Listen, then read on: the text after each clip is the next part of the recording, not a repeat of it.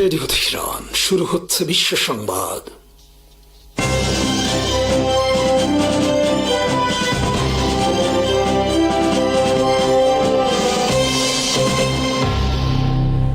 শুরুতেই সংবাদ শিরোনাম। ইরানের সবচেয়ে বড় গ্যাস ফিল্ডে হামলা, ইসরায়েলের জবাবে ইরান হামলা চালিয়েছে কাতারের সবচেয়ে বড় গ্যাস ফিল্ডে। ইরানে হামলার হুমকি সৌদি আরবের। যুক্তরাষ্ট্রের জাতীয় গোয়েন্দা প্রধান তুলসি গ্যাবার্ট বলেছেন, ভুল তথ্যের ভিত্তিতে ইরানে হামলা চালানো হয়েছে।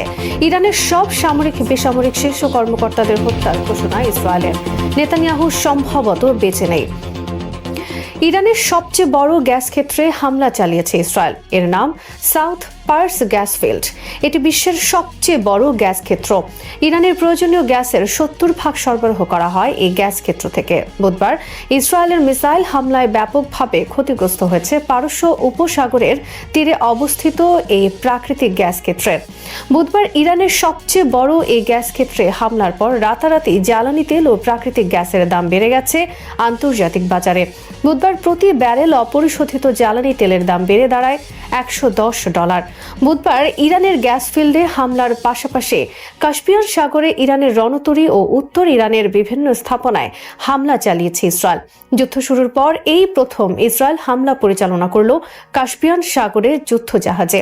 বুধবার ইরানের ও বিশ্বের সবচেয়ে বড় এই গ্যাস ফিল্ডে হামলার পর ইরান পাল্টা হামলা চালিয়েছে কাতারের সবচেয়ে বড় গ্যাস ফিল্ডে। এর নাম রাস লাফাস ইন্ডাস্ট্রিয়াল সিটি। কাতারের এই গ্যাস ক্ষেত্রেরও অবস্থান ইরানের সাউথ পার্স গ্যাস ফিল্ডের সংলগ্ন। ইরানের মিসাইল ও ড্রোন হামলায় ভয়াবহ আগুন ছড়িয়ে পড়েছে কাতারের সবচেয়ে বড় গ্যাস ক্ষেত্রে। কাতার বিশ্বের সবচেয়ে বড় এলএনজি সরবরাহকারী দেশ এবং এটি তারা করে থাকে লাস লাফাস ইন্ডাস্ট্রিয়াল সিটির মাধ্যমে। কাতারের গ্যাস ফিল্ডে হামলার পর কাতার তাদের দেশে ইরানি দূতাবাসের 2 সামরিক ও নিরাপত্তা কর্মকর্তাকে 24 ঘন্টার মধ্যে দেশ ত্যাগের নির্দেশ দিয়েছে। গ্যাস ফিল্ডে হামলার ঘটনাকে কাতার তাদের সার্বভৌমত্ব লঙ্ঘন হিসেবে আখ্যায়িত করেছে। কাতার ইরানের গ্যাস ফিল্ডে ইসরায়েলের হামলারও নিন্দা জানিয়েছে। কাতারের বিবৃতিতে বলা হয়েছে, এ ধরনের হামলা বিশ্ব জ্বালানি নিরাপত্তা বড় ধরনের হুমকির মুখে পড়েছে। বুধবার কাতারের গ্যাস ফিল্ডে হামলার আগে ইরান সেখান থেকে সব লোকজনকে অন্যত্র সরিয়ে নেওয়ার নোটিশ জারি করে। এছাড়া সৌদি আরবের সামরেফ রিফাইনারি ও জুবাইল পেট্রোকেমিক্যাল কমপ্লেক্স, সংযুক্ত আরব আমিরাতের আল হোসেন গ্যাস ফিল্ড, কাতারের মেসাইড পেট্রোকেমিক্যাল কমপ্লেক্স, মেসাইড হোল্ডিং কোম্পানি থেকেও লোকজন নিরাপদ আশ্রয়ে সরিয়ে নেওয়ার নির্দেশ জারি করে। ইরানের হামলার ফলে সংযুক্ত আরব আমিরাতের প্রধান বাব অয়েল ফিল্ড এবং হাফসানা গ্যাস কমপ্লেক্সে গ্যাস উত্তোলন সাময়িকভাবে বন্ধ হয়ে যায়। সংযুক্ত আরব আমিরাতে এই দুটো গ্যাস ক্ষেত্র বিশ্বের সবচেয়ে বড় অফশোর গ্যাস ক্ষেত্র। সৌদি আরব দাবি করেছে, বুধবার তারা ইরান থেকে ছুটে আসা কয়েকটি মিসাইল ও ড্রোন প্রতিহত করেছে এবং মিসাইলের ভগ্নাংশ পড়ে বেশ কয়েকজন আহত হয়েছে। ইরানের সামরিক হামলা চালানোর হুমকি দিয়েছে সৌদি আরব। দেশটির পররাষ্ট্রমন্ত্রী প্রিন্স ফয়সাল বিন ফারহান আল সৌদ বুধবার সাংবাদিকদের বলেন, ইরান তাদের প্রতিবেশীদের সঙ্গে কূটনীতির মাধ্যমে সমস্যা সমাধানে বিশ্বাস করে না। এর বদলে তারা প্রতিবেশীদের ওপর চাপ প্রয়োগের চেষ্টা করছে, কিন্তু এসব চাপ কাজে দেবে না। সৌদি আরব চাপের কাছে হার মানবে না, এমনকি এসব চাপ হিতে বিপরীতও হতে পারে। যদি প্রয়োজন হয় তাহলে ইরানের বিরুদ্ধে সামরিক ব্যবস্থা নেওয়ার অধিকার আমাদের আছে। বুধবার রাজধানী রিয়াদে আঞ্চলিক ও ইসলামিক দেশের পররাষ্ট্রমন্ত্রীর সঙ্গে বৈঠক করেন সৌদির পররাষ্ট্রমন্ত্রী। বৈঠক শেষে সাংবাদিকদের সঙ্গে কথা বলার সময় এই হুমকি দেন তিনি। প্রিন্স ফয়সাল বিন ফারহান বলেন, সৌদি আরবের জ্বালানি স্থাপনা লক্ষ্য করে ইরানের হামলাটি ছিল ব্ল্যাকমেইলের একটি নির্লজ্জ প্রচেষ্টা। যুক্তরাষ্ট্রের জাতীয় গোয়েন্দা সংস্থার প্রধান তুলসি গ্যাবার্ট বলেছেন, 2025 সালের জুনে হামলার পর ইরান আর ইউরেনিয়াম সমৃদ্ধকরণ কার্যক্রম পরিচালনা করেনি। তিনি বলেন, আমেরিকান গোয়েন্দা সংস্থাগুলো এ বিষয়ে নিশ্চিত। ইরানে চলমান যুক্তরাষ্ট্র ইসরায়েলের আগ্রাসন বিষয়ে তাদের যুক্তি হল, ইরান পারমাণবিক বোমা তৈরির লক্ষ্যে ইউরেনিয়াম সমৃদ্ধকরণ কার্যক্রম পরিচালনা করছিল এবং পারমাণবিক বোমা তৈরি থেকে মাত্র 1 সপ্তাহ দূরে ছিল।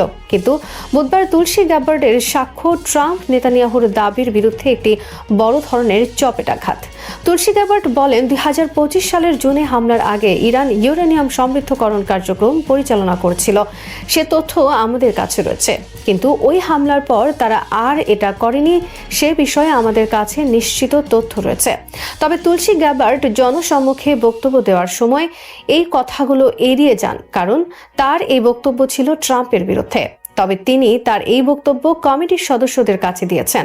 এ বিষয়ে সাংবাদিকরা জানতে চাইলে তিনি বলেন, আমার হাতে সময় ছিল না। বিবিসি, সিএনএন সহ পশ্চিমা গণমাধ্যমও তুলসী গ্যাবার্টের বক্তব্য পুরোপুরি প্রকাশ করেনি। বিশেষ করে ইরান ইউরেনিয়াম সমৃদ্ধকরণ কার্যক্রম পরিচালনা করছিল না বলে যে মন্তব্য তিনি করেছেন তা এড়িয়ে যায় বিবিসি, সিএনএন। আল জাজিরা প্রকাশ করেছে তার বক্তব্যের এই অংশটি। মঙ্গলবার ইরানের প্রধান নিরাপত্তা কর্মকর্তা আলী লারজানি স্বেচ্ছাসেবক বাহিনী বাসিস প্রধান জেনারেল সোলাইমানি হত্যার পর ইরানের গোয়েন্দা ও নিরাপত্তা বিষয়ক মন্ত্রী ইসমাইল খাতিবকেও হত্যা করেছে ইসরায়েল। মঙ্গলবার ইসরায়েলের বিমান হামলায় তিনি নিহত হয়েছেন। সর্বশেষ ইরানের 3 শীর্ষস্থানীয় নেতা হত্যার পর ইসরায়েল ঘোষণা দিয়েছে ইরানের সামরিক বেসামরিক সব শীর্ষ কর্মকর্তাদের একে একে টার্গেট করে হত্যা করা হবে। ইসরায়েলের প্রতিরক্ষা মন্ত্রী ইসরায়েল কাটস বুধবার বলেন, ইরানের সব কর্মকর্তাদের আমরা খুঁজে বের করে হত্যা করব। এ বিষয়ে নির্দেশ দেওয়া হয়েছে ইসরায়েল আর্মিকে। আলী লারিজানি সহ অন্যান্য নেতাদের হত্যার প্রতিশোধ হিসেবে ইরান বুধবার ব্যাপক ভিত্তিক মিসাইল হামলা চালিয়েছে ইসরায়েলে। ইরানের ক্লাস্টার ও ব্যালিস্টিক মিসাইল একের পর এক আঘাত করেছে ইসরায়েলের রাজধানী Tel Aviv, Ben Gurion airport এবং নেভাতিম বিমান ঘাঁটিতে। আল জাজিরা, সিএনএন সহ বিভিন্ন গণমাধ্যমে প্রচারিত হয়েছে ইসরায়েলের বুধবার ইরানের মিসাইল হামলার ভিডিও। হরমুজ প্রণালীতেও পশ্চিমাদের একাধিক জাহাজে ইরান হামলা চালিয়েছে বুধবার। এদিকে যুক্তরাষ্ট্র তাদের সবচেয়ে বড় বিমানবাহী রণতরী জেরাল্ড ফোর্ড লোহিত সাগর থেকে সরিয়ে নিচ্ছে গ্রিসের দিকে। লোহিত সাগরে অবস্থানকালে গত 12 ফেব্রুয়ারি জাহাজটির লন্ড্রিতে অগ্নিকাণ্ডের ঘটনা ঘটে। 30 ঘন্টা লাগে এই আগুন নিয়ন্ত্রণ আনতে। জাহাজটি মেরামতের জন্য সুয়েজ খাল হয়ে ভূমধ্য সাগর পাড়ি দিয়ে গ্রিস উপকূলে পৌঁছাবে। গোটা বিশ্বে এখন সবচেয়ে আলোচিত প্রশ্ন হলো ইসরায়েলের প্রধানমন্ত্রী নেতানিয়াহু কি জীবিত না মৃত সেটি নিয়ে। নেতানিয়াহু জীবিত এটা প্রমাণের জন্য মরিয়া হয়ে চেষ্টা করছে ইসরায়েল সরকার। সে কারণে পরপর 2টি এআই বা ভুয়া ভিডিও প্রচার করেছে। ঘটনার পর তার জীবিত থাকা নিয়ে তীব্র বিতর্ক দেখা দিয়েছে। সবার মনে সন্দেহ এখন তীব্র, তিনি আর বেঁচে নেই। সে খবর আড়াল করতেই একের পর এক এসব ভুয়া ভিডিও ছাড়া হচ্ছে। অনেকে দাবি করছেন ইসরায়েলি প্রধানমন্ত্রীর মৃত্যু হয়েছে বলেই তাকে জীবন্ত প্রমাণ করার মরিয়া চেষ্টা চলছে। নেতানিয়াহুর মৃত্যু একটি বড় ঘটনা এবং পরাজয় এড়াতে ও ইসরায়েল আর্মির মনোবল ধরে রাখতে ইসরায়েল সরকার তার মৃত্যুর তথ্য গোপন করে রেখেছে। তবে শুধু ভিডিও নয়, নেতানিয়াহু যে বেঁচে নেই এই জল্পনা ছড়ানোর আরও অনেক কারণ রয়েছে। গত সপ্তাহ থেকে টিভিতে সরাসরি কোনো বার্তা দিতে দেখা যায়নি নেতানিয়াহুকে। আবার নেতানিয়াহুর পুত্র ইয়াইর নেতানিয়াহু সবসময় সমাজ মাধ্যমে সক্রিয় থাকেন। দিনে বহু পোস্ট করেন তিনি। রহস্যজনকভাবে ইয়াইরও একেবারে চুপ। সমাজ মাধ্যমে গত 9 মার্চ থেকে তিনি নিষ্ক্রিয়। আর সেই বিষয়টিও নেতানিয়াহুর মৃত্যু জল্পনাকে আরও উস্কে দিয়েছে। ইরানের সঙ্গে সংঘাতের আবহে সাম্প্রতিক বেশ কয়েকটি মন্ত্রিসভার বৈঠকে অনুপস্থিত ছিলেন নেতানিয়াহু। সংবাদ মাধ্যমের প্রতিবেদনের দাবি, টানা 7টি বৈঠক এড়িয়ে গিয়েছেন তিনি, যা তার স্বাস্থ্য এবং অবস্থান সম্পর্কে প্রশ্ন তুলেছে। এদিকে সামাজিক যোগাযোগ মাধ্যমে ছড়িয়ে পড়া একটি খবরে বলা হয়েছে নেতানিয়াহু ইরানের হামলায় নিহত হয়েছেন এবং তার স্থলে উপপ্রধানমন্ত্রী ইয়ারিভ লেভিনকে প্রধানমন্ত্রী নিযুক্ত করা হয়েছে। বুধবার ইসরায়েলের রাজধানী তেল আবিবে বিক্ষোভ অনুষ্ঠিত হয়েছে নেতানিয়াহু সম্পর্কে প্রকৃত খবর প্রকাশের দাবিতে। মধ্যপ্রাচ্যে যখনই বড় ধরনের সংঘাতের আশঙ্কা তৈরি হয়, আন্তর্জাতিক বিশ্লেষণ ও সংবাদ মাধ্যমে একটি প্রচলিত ধারণা দ্রুত সামনে চলে আসে। দীর্ঘদিনের নিষেধাজ্ঞা ও অর্থনৈতিক চাপের কারণে ইরান নাকি এমন সংঘাতে প্রথমেই দুর্বল হয়ে পড়বে।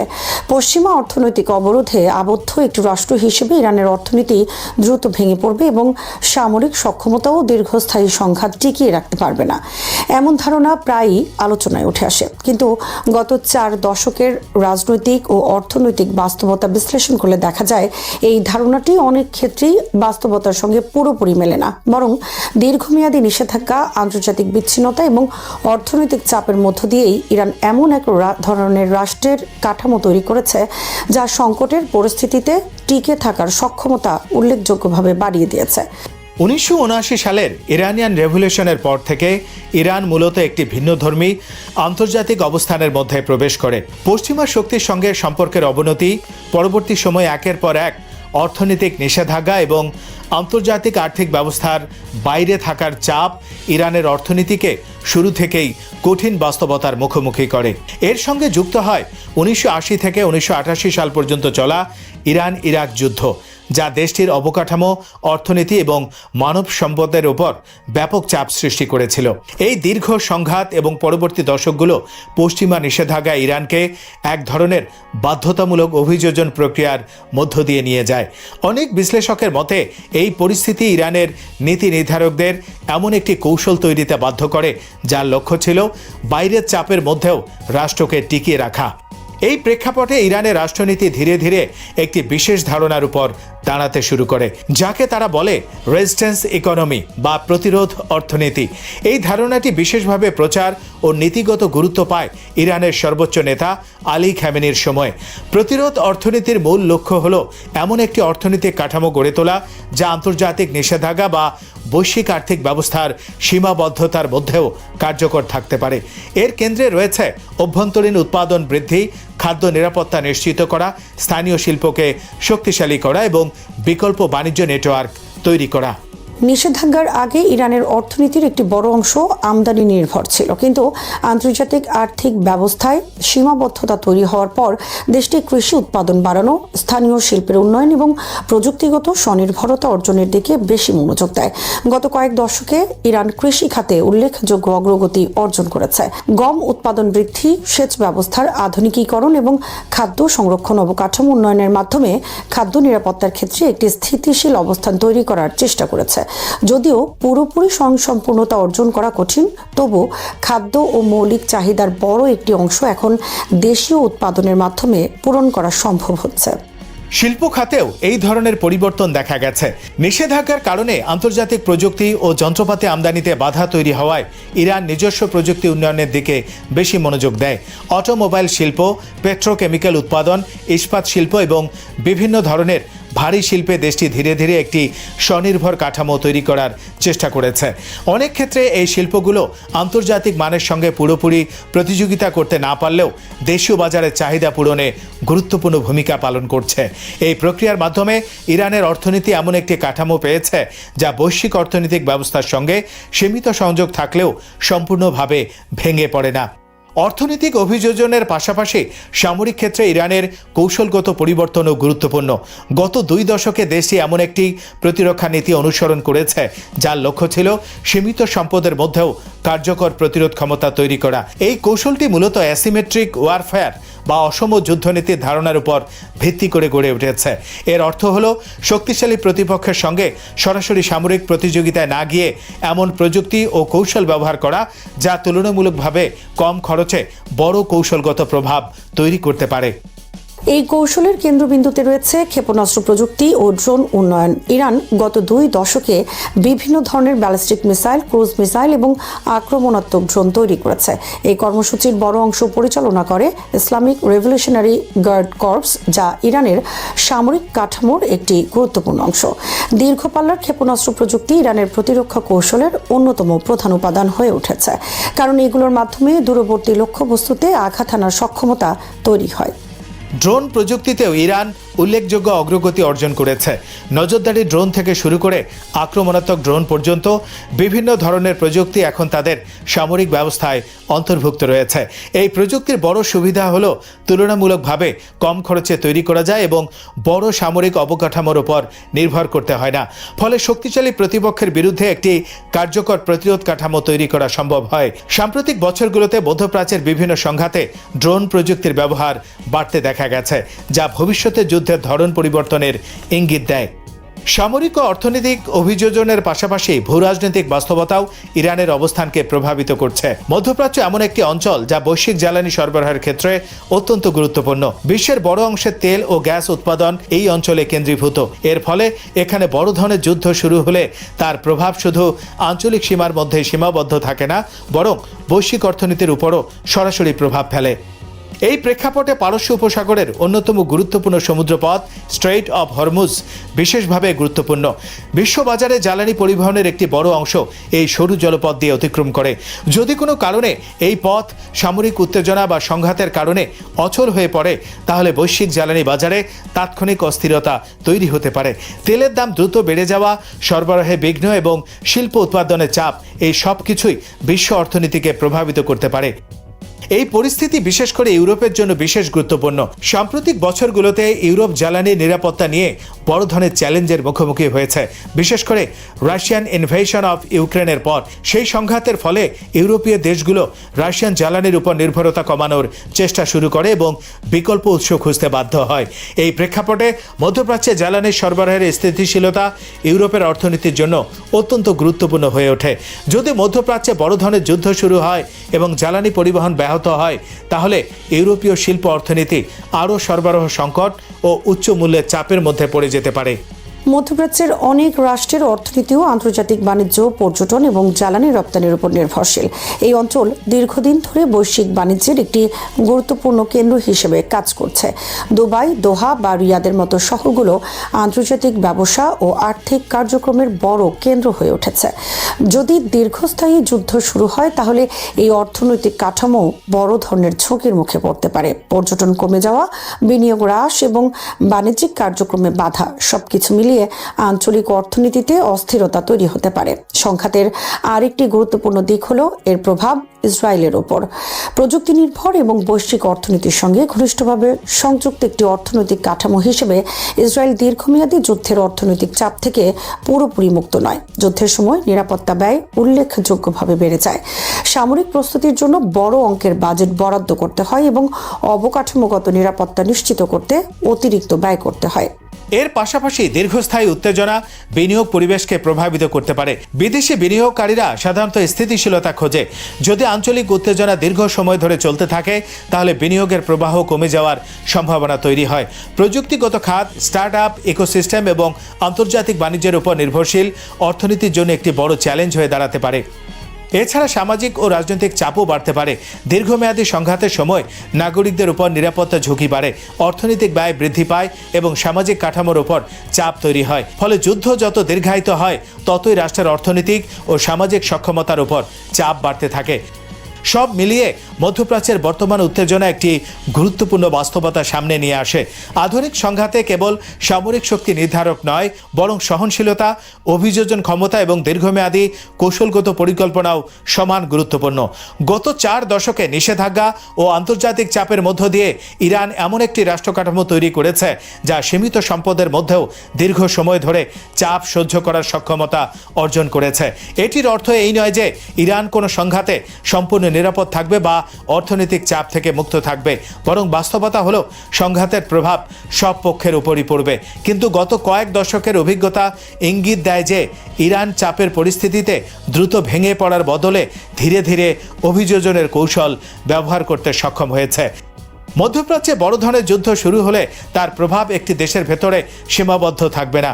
জ্বালানি বাজার, আন্তর্জাতিক বাণিজ্য, শিপিং রুট এবং বৈশ্বিক আর্থিক ব্যবস্থার মাধ্যমে এই প্রভাব দ্রুত ছড়িয়ে পড়বে ইউরোপ, এশিয়া এবং বিশ্বের অন্যান্য অঞ্চলে। ফলে এই সংঘাতকে কেবল একটি আঞ্চলিক সামরিক সংঘর্ষ হিসেবে দেখা যথেষ্ট নয়, বরং এটি এমন একটি সংকট যার প্রতিধ্বনি বৈশ্বিক অর্থনীতি, আন্তর্জাতিক রাজনীতি এবং শক্তির ভারসাম্যের ওপর দীর্ঘমেয়াদী প্রভাব ফেলতে পারে। শেষ পর্যন্ত প্রশ্নটি কেবল সামরিক শক্তির হিসাবে নয়, বরং প্রশ্ন হলো কে দীর্ঘ সময় ধরে অর্থনৈতিক ও রাজনৈতিক চাপ সহ্য করে নিজেদের কৌশল ধরে রাখতে পারবে। মধ্যপ্রাচ্যের বর্তমান বাস্তবতায় এই প্রশ্নের উত্তরই ভবিষ্যতের ভূরাজনৈতিক সমীকরণ নির্ধারণ করতে পারে। ইরান, যুক্তরাষ্ট্র আর ইসরায়েলের চলমান যুদ্ধটা একটা বিপজ্জনক ধাপে প্রবেশ করেছে। বিমান হামলা, মিসাইল হামলা এবং আঞ্চলিক উত্তেজনা এর মধ্যে মধ্যপ্রাচ্য আর বৈশ্বিক অর্থনীতিকে নাড়িয়ে দিয়েছে। তেলের দাম বেড়ে গেছে, জাহাজ পরিবহনের রুটগুলো বাধাগ্রস্ত হচ্ছে। বেশ কিছু আঞ্চলিক শক্তি পরোক্ষভাবে যুদ্ধে জড়িয়ে গেছে। সংঘাতের তীব্রতা বাড়লেও রাজনৈতিক কোনো সমাধানের আলো চোখে পড়ছে না। সামরিক অভিযান জারি আছে, কিন্তু চূড়ান্ত পরিণতি কোন দিকে যাচ্ছে সেটা এখনো অনিশ্চিত রয়ে গেছে। ইরান যুদ্ধ শেষ পর্যন্ত কিভাবে শেষ হতে পারে বুঝতে হলে বর্তমান যুদ্ধক্ষেত্রের কিছু বৈশিষ্ট্য খতিয়ে দেখতে হবে। প্রধান পক্ষগুলোর কৌশলগত হিসেব বুঝতে হবে। অর্থনৈতিক যে চাপ সিদ্ধান্ত গ্রহণে ভূমিকা রাখছে সেটাও গভীরভাবে তলিয়ে দেখতে হবে। বিশ্লেষক আর নীতি নির্ধারকরা এখন বেশ কিছু সম্ভাব্য পরিণতি নিয়ে চিন্তা ভাবনা করছেন। ইরান যুদ্ধে সামরিক অভিযান কয়েক ধাপে ধাপে অগ্রসর হচ্ছে। শুরুর দিকে ইরানের সামরিক ফ্যাসিলিটি এবং নেতাদের অবস্থানকে টার্গেট করে বড় ধরনের বিমান হামলা চালিয়েছিল যুক্তরাষ্ট্র আর ইসরায়েল। হামলায় কয়েক হাজার টার্গেটে আঘাত হানার দাবি করা হয়েছে। ইরানের নৌ সম্পদ, মিসাইল লঞ্চার এবং ড্রোন ফ্যাসিলিটির ক্ষয়ক্ষতির খবর পাওয়া গেছে। যুদ্ধের প্রথম ধাপে ইরানের বহু সামরিক কর্মকর্তা নিহত হয়েছেন। কিছু কৌশলবিদ রাজনৈতিকভাবে সমস্যা সমাধানের যে কথা ভেবেছিলেন, সামরিক হামলা সেই সম্ভাবনাকে পুরোপুরি শেষ করে দেয়। ইরানের রাজনৈতিক ব্যবস্থা দ্রুত নিজেদেরকে গুছিয়ে নেয়। সুপ্রিম নেতা আয়াতুল্লাহ আলী খামেনি নিহত হওয়ার পর তার ছেলে মুস্তাফা খামেনিকে সর্বোচ্চ নেতা বানানো হয়। যুদ্ধ ইরানের মধ্যে বিশৃঙ্খলা সৃষ্টি করতে পারেনি, বরং বহু ইরানির মধ্যে জাতীয় অস্তিত্ব টিকিয়ে রাখার একটা মনোবল আরও দৃঢ় হয়েছে। এই সংঘাত আধুনিক যুদ্ধের একটা প্রধান সমস্যা সামনে এনেছে। সেটা হলো সামরিক অর্জন মানেই রাজনৈতিক পরিবর্তন নয়। অতীতের বহু সংঘাতে দেখা গেছে শক্তিধর দেশগুলো যুদ্ধক্ষেত্রে সাফল্য পেয়েছে, কিন্তু রাজনৈতিক পরিবর্তন আনতে হিমশিম খেয়েছে। ভিয়েতনাম, ইরাক, আফগানিস্তানে দেখা গেছে শুধু সামরিক শক্তি দিয়ে একটা স্থিতিশীল রাজনৈতিক শৃঙ্খলা প্রতিষ্ঠা করা কতটা কঠিন। সে কারণে ইরানের যুদ্ধের পরিসমাপ্তি বেশ কতগুলো দৃষ্টিকোণ থেকে বুঝতে হবে। একক কোনো পরিণতি দিয়ে সেটা শেষ করা যাবে না। একটা পরিসমাপ্তি হতে পারে সীমিত সামরিক অর্জনের পর আলোচনার মধ্য দিয়ে একটা বোঝাপড়ায় পৌঁছানো। এই হিসেবে হামলাকারী মার্কিন ইসরায়েলি জোট ইরানের সামরিক অবকাঠামোর উল্লেখযোগ্য ক্ষতি করার পর নিজেদেরকে জয়ী ঘোষণা করতে পারে। ইরানের মিসাইল কর্মসূচি, নৌ সক্ষমতা এবং ড্রোন কারখানাগুলো আবার চাঙ্গা হতে অনেক বছর লেগে যাবে। মার্কিন ইসরায়েলি জোট তখন দাবি করতে পারবে যে তাদের লক্ষ্য অর্জিত হয়েছে। ইরানের কৌশলগত সক্ষমতা তারা দুর্বল করে দিয়েছে। এরকম একটা ঘোষণার পর পরোক্ষ চ্যানেলে ইরানের সাথে কূটনৈতিক যোগাযোগ শুরু হতে পারে। ঐতিহাসিক বহু যুদ্ধ এভাবে শেষ হয়েছে। জনগণের সামনে যুদ্ধ নিয়ে কঠোর কথাবার্তা জারি থাকে, কিন্তু পরোক্ষ চ্যানেলে দর কষাকষির মাধ্যমে বোঝাপড়া তৈরি হয়। ইরান হয়তো কিছু সামরিক তৎপরতা সীমিত রাখার ব্যাপারে রাজি হতে পারে। বাহ্যিকভাবে সামরিক হামলা তখন বন্ধ হতে পারে। সেটি হলে দুই পক্ষই নিজেদের জয়ী দাবি করতে পারবে। সামগ্রিকভাবে ক্ষমতার পরিবর্তনটাও ঠেকাতে পারবে ইরান। আরেকটি সম্ভাবনা হলো দীর্ঘ যুদ্ধ। এতে সব পক্ষের শক্তি ক্ষয় হবে।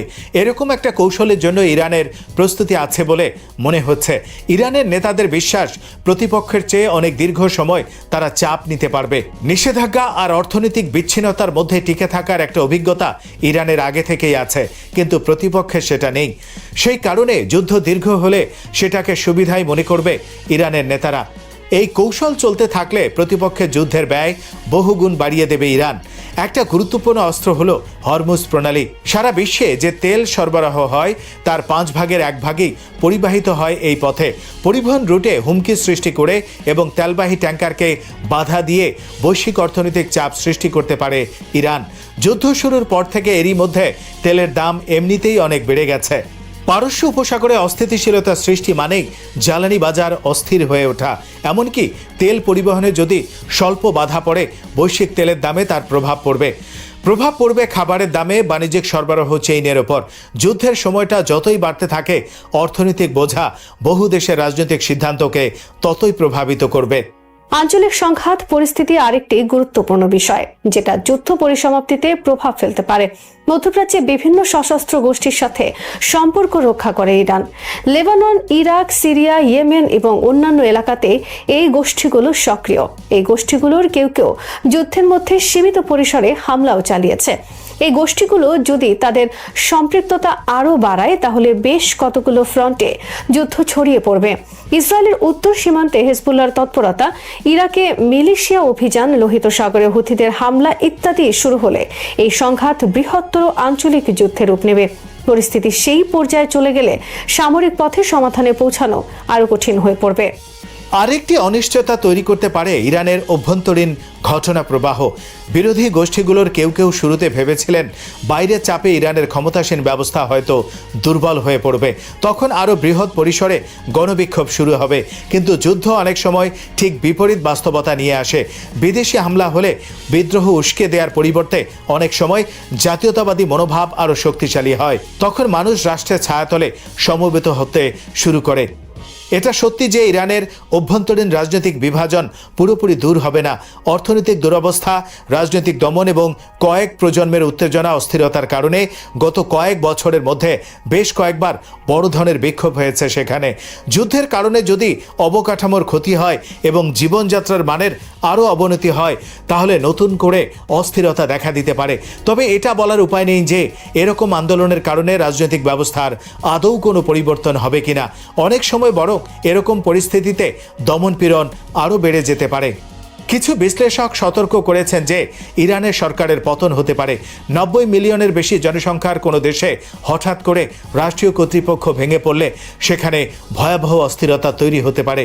ইরানে বহু জাতিগত ও আঞ্চলিক গোষ্ঠী রয়েছে যাদের নিজস্ব রাজনৈতিক ক্ষোভ এবং উচ্চাকাঙ্ক্ষা রয়েছে। রাষ্ট্র দুর্বল হয়ে পড়লে প্রতিদ্বন্দ্বী গোষ্ঠীগুলো ক্ষমতার প্রতিযোগিতায় নামতে পারে। এতে অভ্যন্তরীণ সংঘাত ব্যাপক পরিসরে ছড়িয়ে পড়তে পারে। এ ধরনের কিছু ঘটলে পুরো অঞ্চলে তার বড় ধরনের প্রভাব পড়বে। প্রতিবেশী দেশগুলোতে শরণার্থীদের ঢেউ ঠুকতে শুরু করবে। সশস্ত্র গোষ্ঠীগুলো ক্ষমতার এই শূন্যতার সুযোগ নেওয়ার চেষ্টা করবে। পারমাণবিক স্থাপনা সহ কৌশলগত সম্পদ অনিয়ন্ত্রিত কোনো পক্ষের হাতে চলে যেতে পারে। এ কারণে অনেক দেশের সরকারের আশঙ্কা রয়েছে যে ইরান রাষ্ট্রের পুরোপুরি পতন হলে পরিস্থিতির আরও ভয়াবহ অবনতি হবে। অর্থনৈতিক চাপ শেষ পর্যন্ত বড় হয়ে উঠতে পারে। যুদ্ধ শেষ করার জন্য এই চাপই হয়তো সবচেয়ে বেশি কাজ করবে। জ্বালানির দাম বাড়ার কারণে শুধু মধ্যপ্রাচ্য নয়, বিশ্ব বাজারও অস্থির হয়ে উঠেছে। তেলের দাম বেড়ে যাওয়ায় পরিবহন ব্যয় বেড়ে গেছে, সেই সাথে বেড়ে গেছে খাদ্যদ্রব্যের দাম। যেসব সরকার দেশের ভেতরে অর্থনৈতিক চাপে আছে তারা যুদ্ধ বন্ধের জন্য আলোচনাকে গুরুত্ব দেবে। সংঘাত বাড়ুক এটা তারা চাইবে না। আরেকটি গুরুত্বপূর্ণ বিষয় হলো শক্তিগুলোর কৌশলগত প্রতিযোগিতা। চীন আর রাশিয়ার মতো দেশগুলো সংঘাত পরিস্থিতির উপর গভীর নজর রাখছে। জ্বালানির দাম বাড়লে দুই দেশেই হয়তো অর্থনৈতিকভাবে লাভবান হবে। তাছাড়া পশ্চিমা শক্তির কারণে মনোযোগ তাদের দিক থেকে সরে যাওয়ার কারণেও তারা বাড়তি সুবিধা পাবে। যুদ্ধ যদি দীর্ঘায়িত হয় তবে বৈশ্বিক ভূরাজনৈতিক সমীকরণও পাল্টে যেতে শুরু করবে। এইসব ভিন্নমুখী চাপের মধ্যে সবচেয়ে বাস্তবসম্মত পরিণতি হবে সীমিত কৌশলগত অর্জনের পর একটা দর কষাকষিতে পৌঁছানো। কোনো পক্ষে দ্রুত একটা চূড়ান্ত বিজয় অর্জন করার মতো অবস্থায় নেই। একই সাথে দীর্ঘ যুদ্ধের যে অর্থনৈতিক ও রাজনৈতিক মূল্য সেটাও ক্রমাগত বেড়েই চলেছে। এরকম একটা বাস্তবতায় বড় মাপের সামরিক অভিযানের মাত্রা ধীরে ধীরে কমতে থাকবে। কূটনৈতিক চ্যানেলগুলো আরও সক্রিয় হবে। হরমুজ প্রণালী দিয়ে জাহাজ আবার চলতে শুরু করবে। বৈশ্বিক জ্বালানি বাজারও স্থিতিশীল হবে আবারও। ইরান দুর্বল হলেও রাজনৈতিকভাবে সক্রিয় থাকবে। হামলাকারী মার্কিন ইসরায়েলি পক্ষ দাবি করতে থাকবে যে তাদের লক্ষ্য অর্জিত হয়েছে, তারা জিতে গেছে। ইতিহাস বলছে অধিকাংশ যুদ্ধই সুস্পষ্ট কোনো জয় পরাজয় দিয়ে শেষ হয় না। সেখানে এক ধরনের অস্বস্তিকর বোঝাপড়ার ভেতর দিয়ে যেতে হয়। ইরান যুদ্ধ কোনো ব্যতিক্রম হবে বলে মনে হচ্ছে না। যুদ্ধক্ষেত্র হয়তো দর কষাকষির গতি ঠিক করে দেবে, কিন্তু চূড়ান্ত পরিণতি নির্ধারিত হবে রাজনৈতিক সিদ্ধান্তের মাধ্যমে। সামরিক ধ্বংসযজ্ঞ সেখানে কিছুই করতে পারবে না। শ্রোতা বন্ধুরা, বিশ্ব সংবাদে এই ছিল আমাদের সর্বশেষ আয়োজন। সঙ্গে থাকার জন্য আপনাদের সবাইকে অসংখ্য ধন্যবাদ।